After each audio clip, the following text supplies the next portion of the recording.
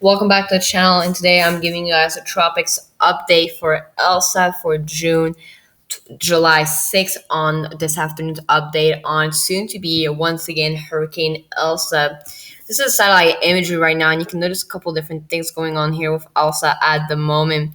You've got that big convection area displaced to the east of the center, spreading inwards inside of Florida. With that low level center being right around here, was exposed, convection now blowing back over. We have quite a bit of news here, but you can see that big inflow right here and right here, really taking all of that moisture in from the Gulf of Mexico as well. As you can see, we do have a half of our low level center a little bit exposed here. It's not as bad as yesterday, as earlier today, though, where we did have that center a little bit more exposed a little earlier today. For example, here, this is a little earlier today. You can see we had a little bit more of an exposed center at some points, but at this point, that center is starting to get a little bit more back under that convection. So here's the latest National Hurricane Center. Lots of news. We did get a special advisory for Elsa, as quite a bit of news has happened. Elsa is now nearing hurricane strength. Recon finds Elsa almost a hurricane, and we now have hurricane warnings issued for Florida. So Elsa will likely become a hurricane at the 5 p.m. update. If not earlier, a special advisory will be issued. I'm going to be looking at all the information and the threat to Florida at this point, which is growing even larger as it is currently paralleling the coast and will then eventually make that inward pass inside of Florida. So Elsa is almost hurricane. 1,000 millibars moving north, just due north and not northwest anymore, just due north at 9 miles per hour. If we look at here, you can look at those chances here, different areas. We now have a 90% chance of tropical storm force winds for the west coast of Florida, moving inland where we're getting a couple higher. East coast of Florida, spreading over here where we have a little bit of higher chances here on that northern east coast of Florida near Jacksonville, 50 to 60% chance. East coast near Brevard County, still 20 to 30% chance of tropical storm force winds. Again, also going to be continuing to move generally northward before taking a little bit of a northeast turn by tomorrow morning. Wind history has stayed pretty similar right now, and here's that latest cone forecast, which obviously shows that re-strengthening into a hurricane before making landfall. National Hurricane Center has a 75 mile per hour landfall. 80 mile per hour landfall cannot be, it is very possible at this point. As you can see, it is expected to become a hurricane at the 5 p.m. update at this point, and by 8 a.m. tomorrow, we'll be making that landfall and moving inland, re-strengthening over North Carolina. So potential tropical storm impacts for that East Coast and New York, New England area, also North Carolina, Georgia, South Carolina under those tropical storm watches, and then those remnants moving into Nova Scotia and potential impacts for Canada could be coming after that. Now, we do have, again, this one strengthening, but do keep in mind that even if you're inland in Florida, you've got all of that convection and moisture spreading eastward. So even if the center all the way down here, you're getting the worst of it on the east side.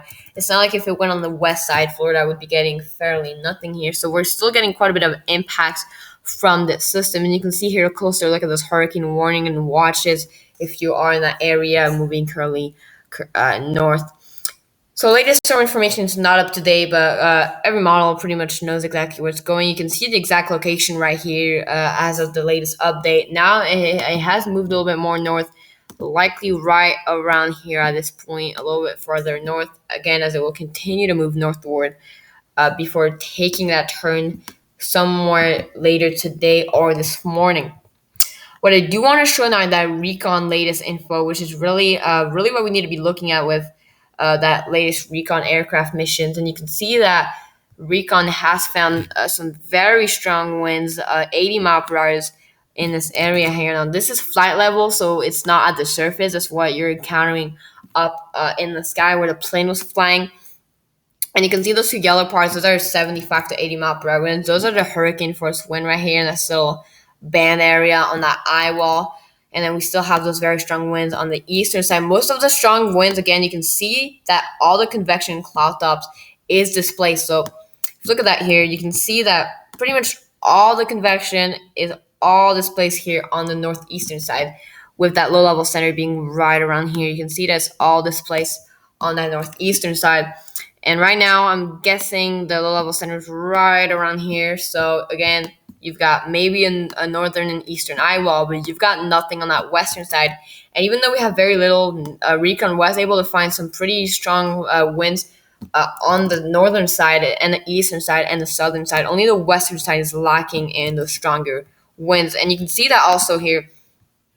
That Elsa has become a little more packed. As before heading into Cuba, also struggling to get an completely inner close center. And at this point here, even pretty far out, you still got the same winds going. So it is a healthier system. Just that wind shear was just starting to slow down. So that is good for Elsa to intensify, not good for Florida, of course. And you can see those flight level winds that were found here. You've got those 70-mile-per-hour winds here. Those were found right here. You've got 70 mile per hour right here, and then 70 mile per hour right here also. So you've got those 270 mile per hour in that northern eye wall and eastern eye wall, both found on that area. I don't have a lot more, as all the other models are at this point out of date.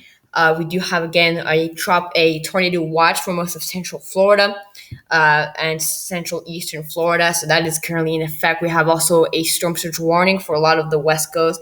So we do have the possibility for a lot of that storm surge. And you can see that convection really spreading inward over parts of Florida. We also have again a hurricane warning and a hurricane statement for the East Coast. So lots of impacts for the entirety of Florida. We're looking at a lot of rain and quite a bit of flooding here. I do also want to show that flooding potential as we look at that really quickly here. We do have quite a bit of a flooding potential. Here's that U.S. rainfall potential, up to 4 to 6 inches on the west coast. And here's that potential 20% near the Tampa Bay area, then moving into Savannah. Still a lot of flooding potential moving on the East Coast. Again, East Coast could be getting quite a bit of an impact from this storm, especially looking downward. Even if it's a tropical depression, you'll be getting heavy downpours, especially with that front coming in, which could kind of mix with that. So we're still looking at impacts moving forward. Even as the storm weakens, we're still looking at some strong impacts from Elsa either way. So I'll have another update if this storm does become a hurricane tomorrow morning. I'll have an update, and I will do. I might start a live stream tonight or a landfall live stream tomorrow morning.